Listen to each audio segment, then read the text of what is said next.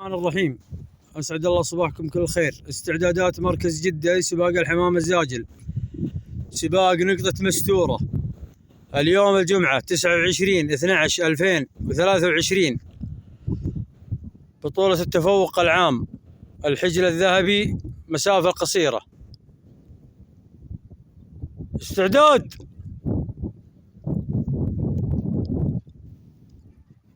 3 2 1 اطلق.